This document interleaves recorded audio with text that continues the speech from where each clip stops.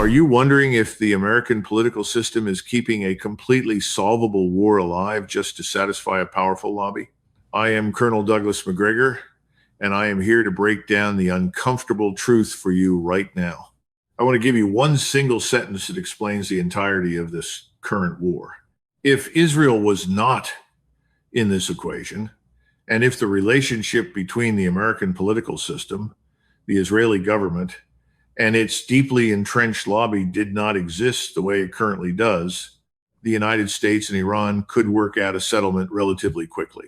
It would not be easy. It would be diplomatically complex and require serious negotiation, but it is entirely achievable.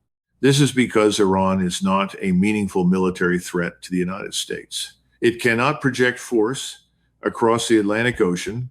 It cannot threaten American cities, and it cannot challenge American economic dominance at the global level. The specific things that Iran does, which create friction with American interests, are things that can be managed through traditional diplomacy, through trade relationships, and through the normal toolkit of great power relations that has been successfully used to manage far more dangerous adversaries throughout American history.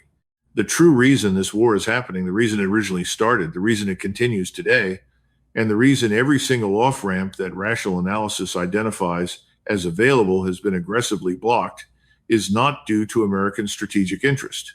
It is Israel and the powerful lobby that successfully translates Israeli strategic preferences into binding American foreign policy decisions.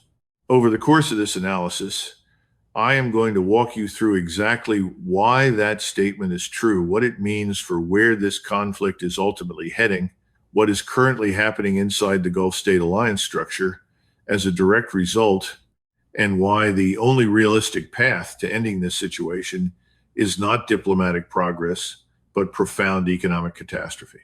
This is Global Insight Network, and this is the most direct and unfiltered analysis I have delivered on this conflict. It is rigorously sourced from some of the most serious strategic scholars in the world who have spent their entire careers studying exactly these geopolitical dynamics.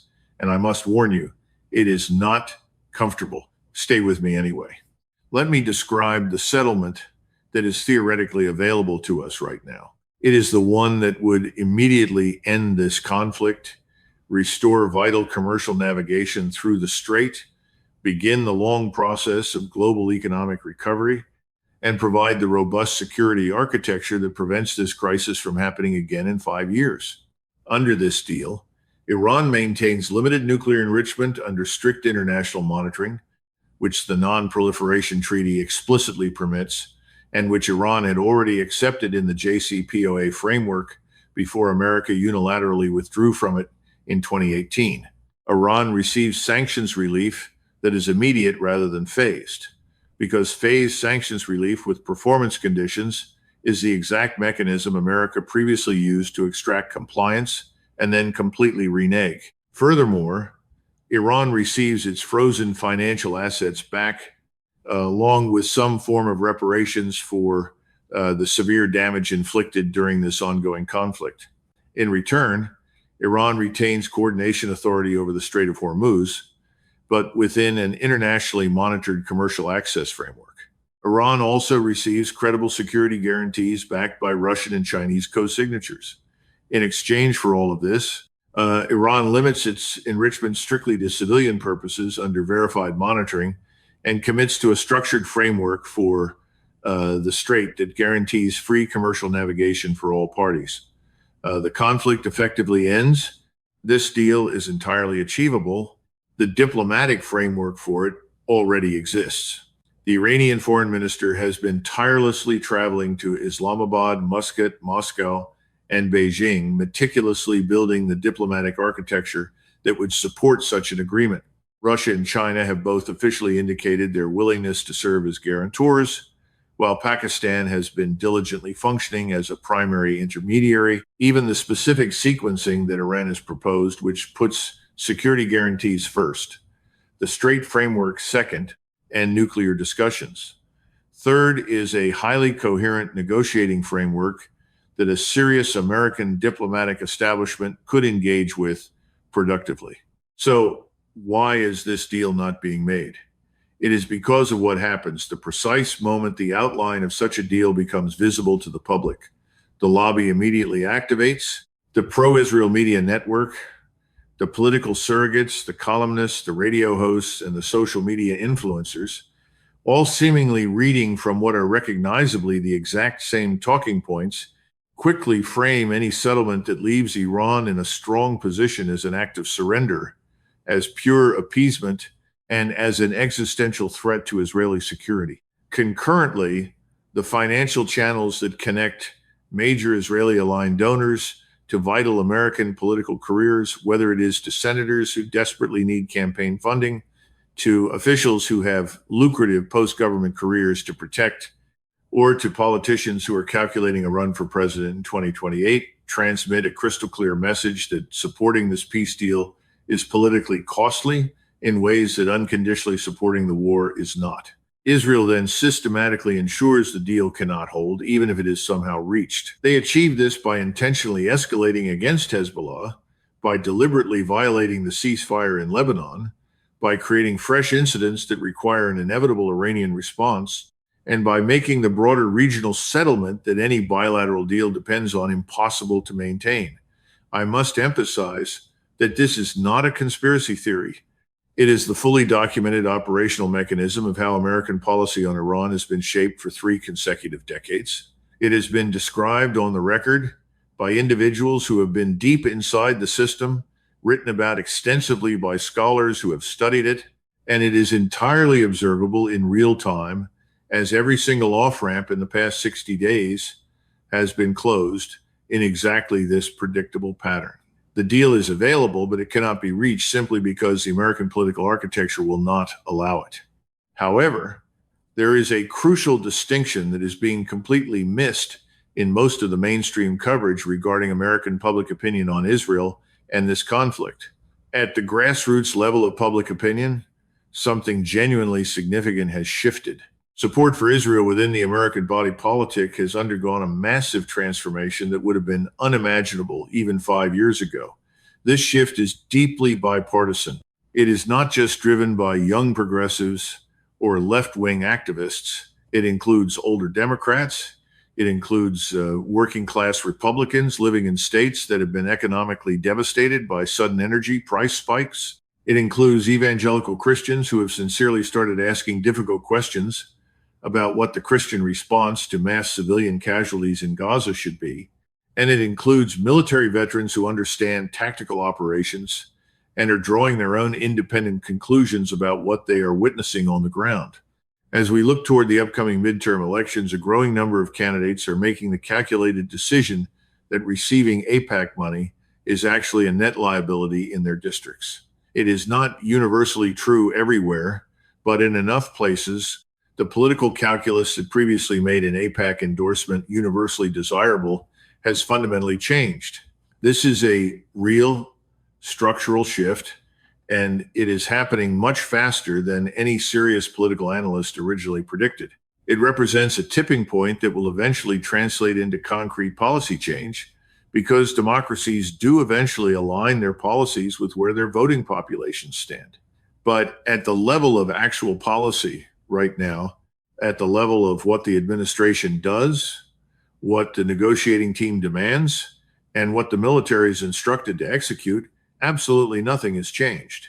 If anything, the current administration's extreme deference to Israeli strategic preferences is far greater than any previous administration's. The extent to which Israeli priorities dictate American decisions in this conflict is remarkable. The massive gap between where the American public is on this issue and where American policy currently sits represents one of the most significant disconnects in the modern history of American democratic governance.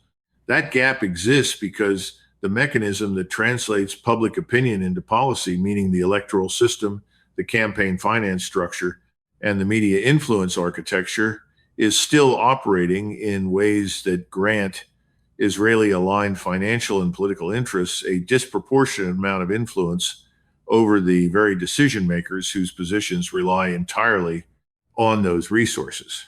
The shift in public opinion is real, but the shift in policy has not yet followed. There is a dangerous lag, And in that lag, the war tragically continues.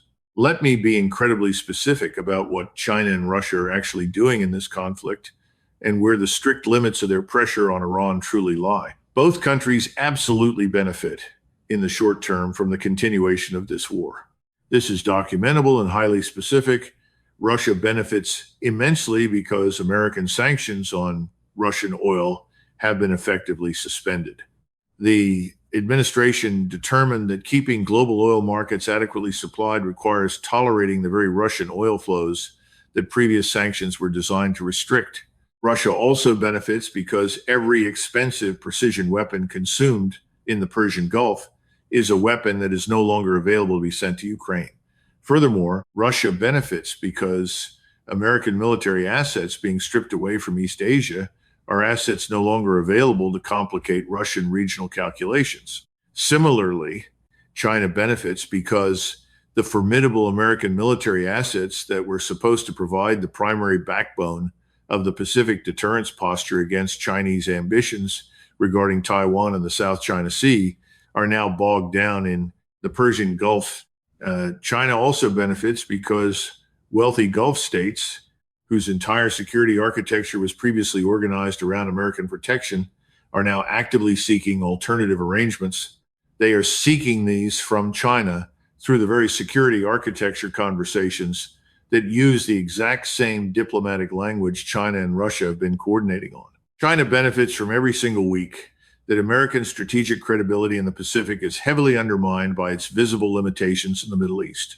But crucially, neither country wants the world economy to go off a cliff. This is the firm constraint that gives both of them a massive incentive to eventually work toward de-escalation. They will do this not out of any sympathy for the American geopolitical position, but purely out of their own economic self-interest. China's massive export-oriented manufacturing economy simply cannot function if the global trading system is shattered by energy supply disruptions at the catastrophic scale this conflict threatens. Russia's economic recovery is completely dependent on global energy markets functioning well enough to generate the crucial oil revenue Russia requires. Additionally, both countries have massive populations that consume food produced using fertilizers and petrochemicals that must flow safely through the strait. So both nations have a strong interest in eventually pressuring for a settlement, but they will not do it yet, and they certainly will not do it at the cost of pressuring Iran into accepting terms that would leave Iran strategically weakened in ways that permanently remove it as a counterweight to American power in the region. Iran fully knows this. Iran's foreign minister met directly with President Putin in St. Petersburg and with top Chinese officials in Beijing, and walked away from both high-level meetings having communicated something incredibly important. Iran completely trusts its strategic partners to support its position, but Iran will ultimately make its final decisions based solely on what is best for Iran. It will not do what Russia prefers or what China requests, but what Iran's own strategic assessment shows is strictly necessary for Iranian national security.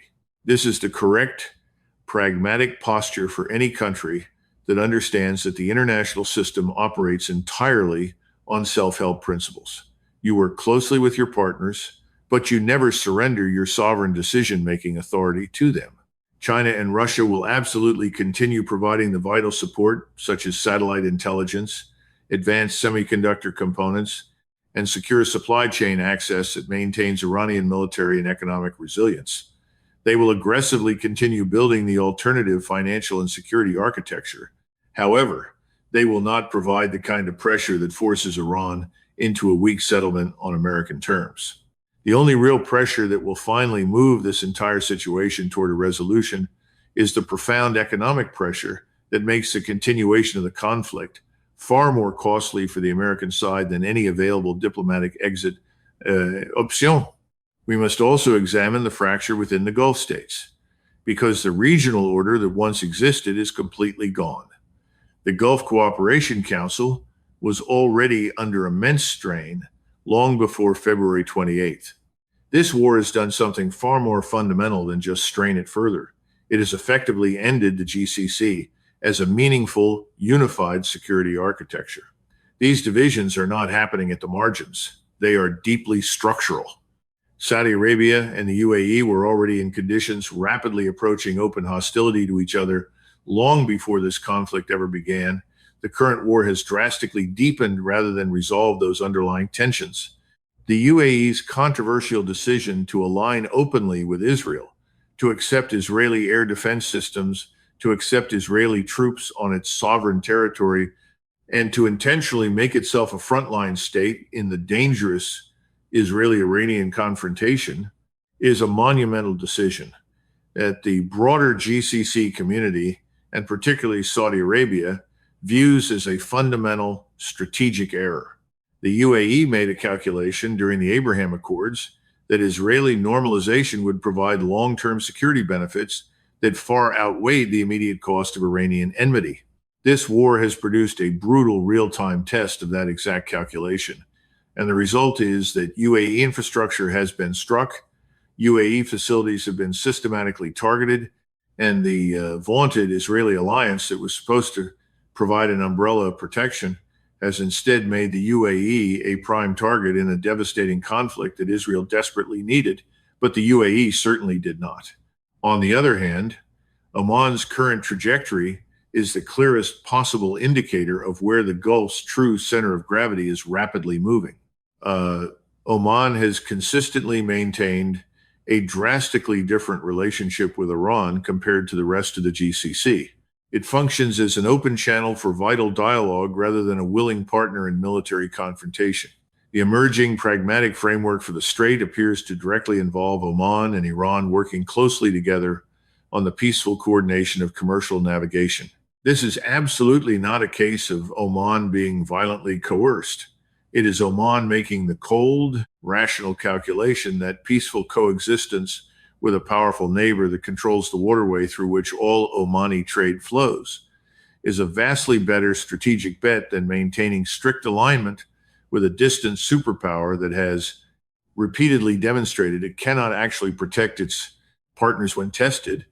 Qatar and Kuwait are sitting in different cautious positions, watching both directions closely and calculating exactly which arrangement provides the most durable long-term security, given everything the war has forcefully demonstrated about the unreliability of American protection guarantees. However, the Saudi calculation is by far the most consequential. Saudi Arabia is the largest economy in the entire Gulf, the largest global oil producer, and the holder of the most significant historical American military relationship in the region. Yet, Saudi Arabia recently told America point blank that it could not use Prince Sultan Air Base for Project Freedom. This was a direct, highly public statement indicating that their strategic relationship has fundamentally changed. Saudi Arabia's true long-term interest is absolutely not permanent hostility with Iran.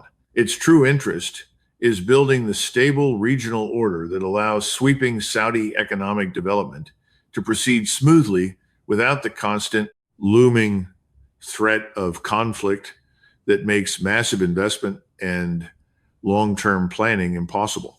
The alternative China-Russia security architecture conversation, the specific framework being actively offered to all Gulf states as a viable alternative to American protection, is specifically designed from the ground up to appeal to this Saudi calculation.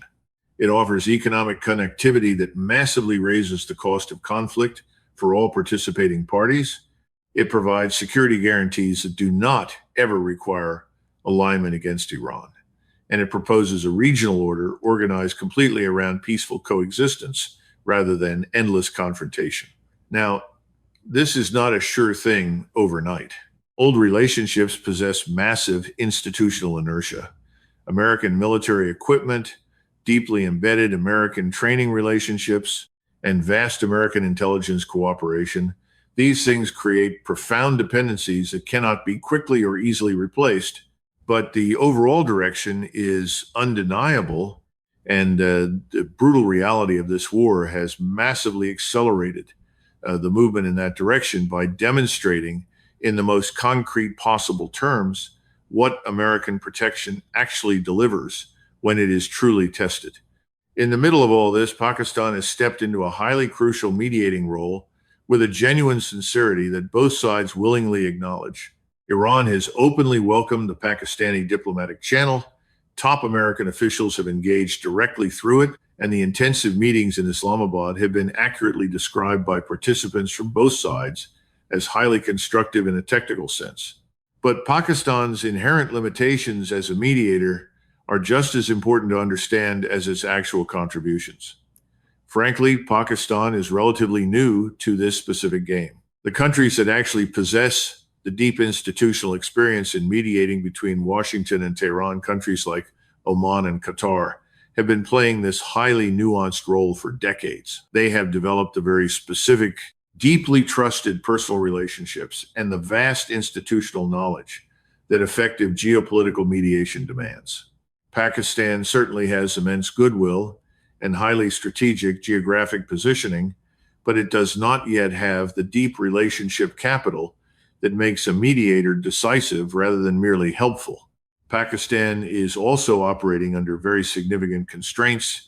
China has been actively working behind the scenes with Pakistan to fully support its mediating role, providing robust diplomatic backing and strongly encouraging Islamabad to keep the delicate channel open, even when the American side abruptly cancels, reschedules, and sends clear signals of bad faith. But ultimately, Pakistan cannot be more committed to a peaceful resolution than the primary parties are, and the party that is structurally the most resistant to any resolution for the highly specific domestic political reasons described in this analysis is undeniably the American side. More fundamentally, Pakistan simply cannot resolve the core underlying problems.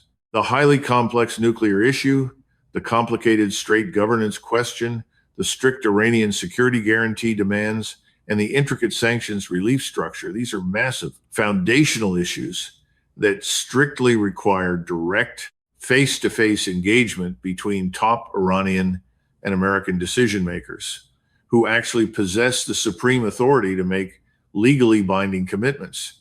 Pakistan can gracefully facilitate these talks, but it can never substitute for the sheer American willingness to engage honestly and pragmatically with what Iran actually needs from any durable peace settlement. The absolute most that Pakistan can do right now, and it is genuinely valuable, is simply to keep the diplomatic channel open during the inevitable periods when sheer American political volatility makes official engagement utterly impossible, such as when the administration angrily announces it is canceling talks, when it recklessly threatens military strikes, or when it makes public statements that severely foreclose negotiating space. Pakistan's steady presence as a persistent, always available channel means that when conditions finally change, there is a ready mechanism to quietly restart engagement without requiring either side to make the humiliating public concession of officially requesting new talks. That is a very real, tangible contribution. But make no mistake, it is not a resolution.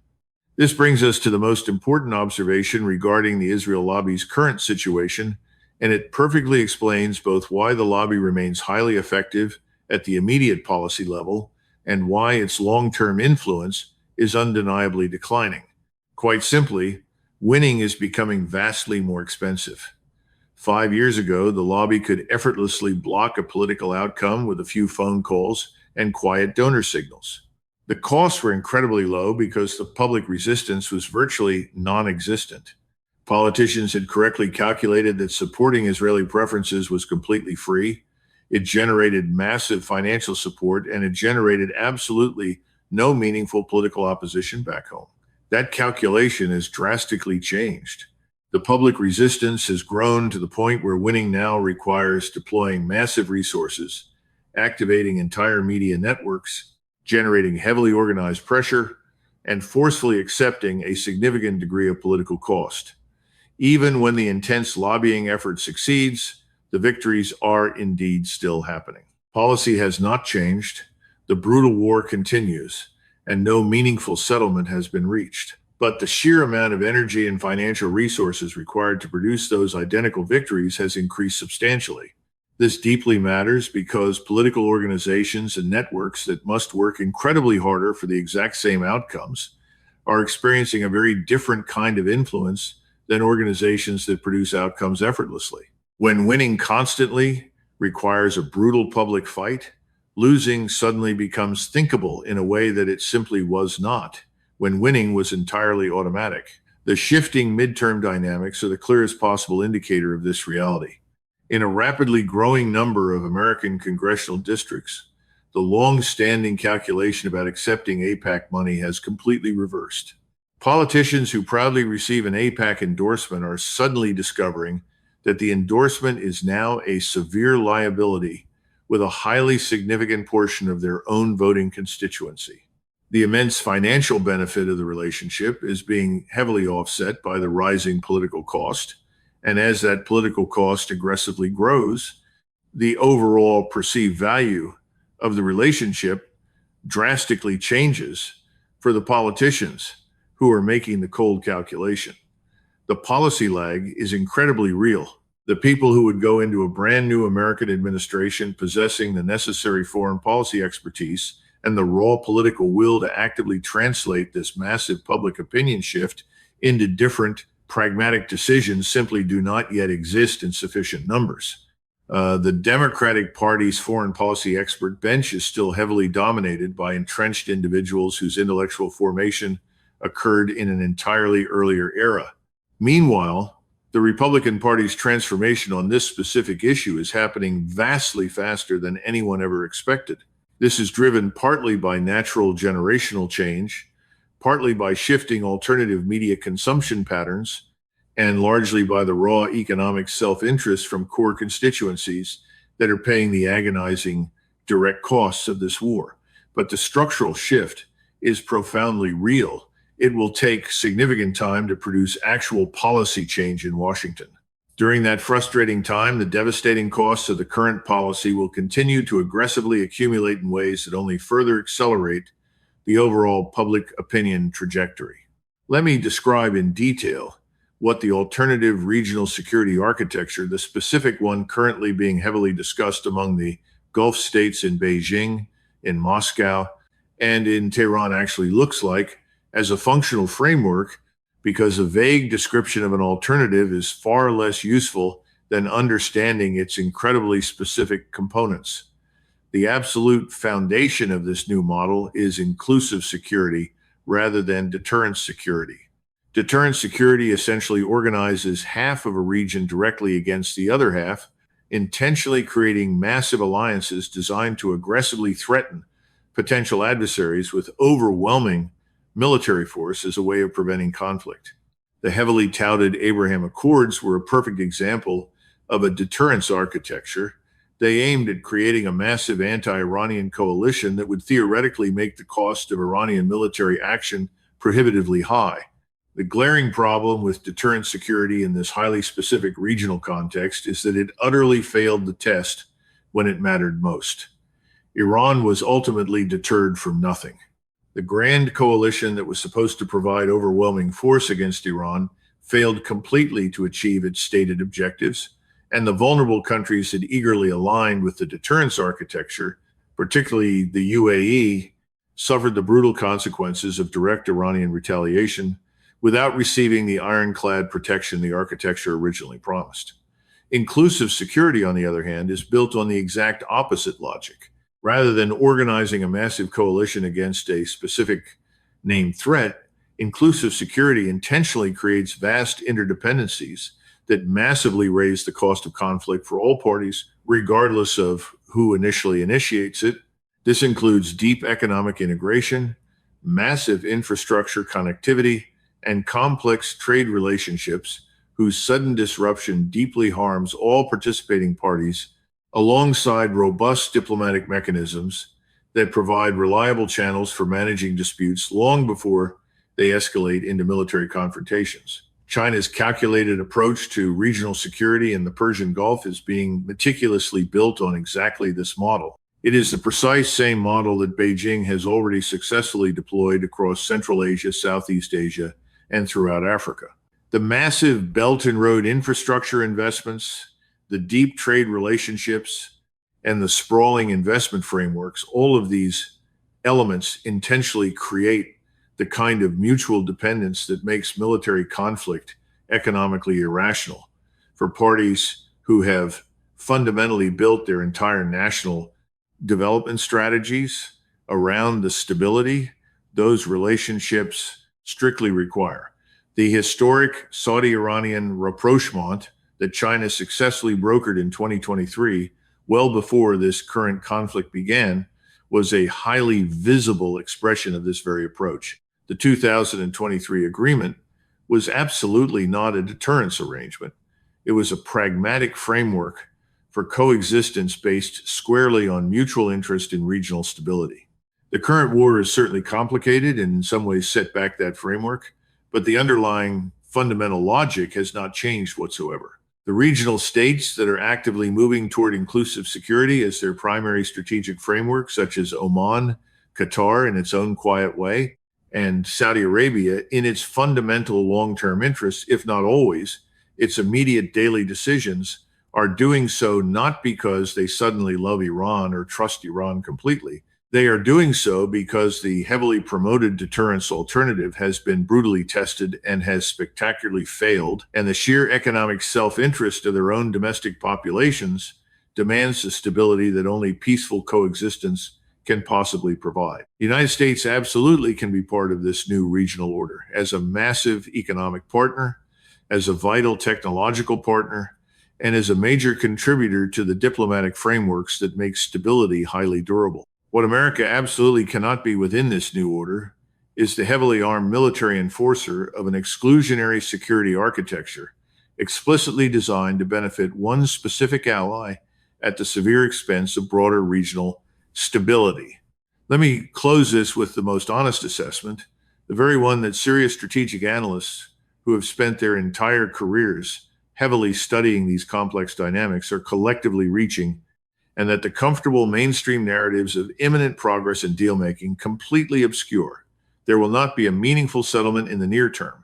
The highly complex nuclear issue, which Iran has explicitly and pragmatically moved to third place on its negotiating agenda, remains the one issue that the American side stubbornly insists must absolutely come first. The vast gap between Iran's firm position on domestic nuclear enrichment and what the entrenched lobby in Israel will ultimately accept is simply not bridgeable under the current domestic political conditions in Washington. Any American administration that willingly accepted Iranian enrichment under strict monitoring, which again is exactly what the NPT explicitly permits and what the JCPOA firmly established before America withdrew, would immediately face the exact same overwhelming lobby pressure that has successfully blocked every single off-ramp for the past 60 days. Furthermore, the Hezbollah issue practically ensures that even if a miraculous bilateral Iran-America framework is somehow reached, it will be rapidly undermined. Iran will simply not sever its deep support for Hezbollah. That crucial relationship is the absolute forward defensive posture that makes Iranian deterrence genuinely credible. Israel, on its part, will undoubtedly continue striking Hezbollah regardless of any bilateral ceasefire framework that is signed. Iran will inevitably respond to those continuous Israeli strikes on its key ally. The fragile bilateral framework will instantly collapse, and the deadly cycle will restart from the beginning. Severe economic consequences are the absolute only force on earth that can possibly break this entrenched pattern. It will not be diplomatic creativity, and it will not be mediating success. It will be the brutal physical reality of what sustained Gulf supply disruption actually does to the American economy, to the broader global economy, and crucially, to the political futures of the American politicians who depend entirely on strong American economic performance for their own electoral survival. When gas prices violently cross a specific threshold that American voters simply cannot absorb without a massive political revolt, when sweeping farm bankruptcies produce a devastating rural economic crisis that congressional members from agricultural districts can no longer ignore, and when bond yield trajectories become completely impossible for any rational market participant to wave away through optimistic political narratives. That is precisely when the domestic pressure becomes sufficient to finally override the lobby's ironclad blocking function. It will happen when the sheer cost of continuing the war vastly exceeds the political cost of settling, not abstractly, but concretely, in ways that specific calculating politicians in specific districts measure in terms of their own political survival. We are not there yet, but we are rapidly approaching it. The undeniable trajectory of critical economic indicators, skyrocketing fuel prices, surging fertilizer costs, massive stockpile depletion, and rising bond yields is moving steadily toward that breaking point threshold. When it finally arrives, a settlement will miraculously become possible that is completely impossible today. However, it will absolutely not be the settlement that serves all of America's strategic interests as fully as an earlier settlement would have. The final terms will directly reflect 60 plus days of severe additional damage to American negotiating leverage. The ultimate cost will be astronomically higher than it would have been before February 28th, but it will finally be achievable purely because the underlying political arithmetic in Washington will have changed. Iran will still be right there.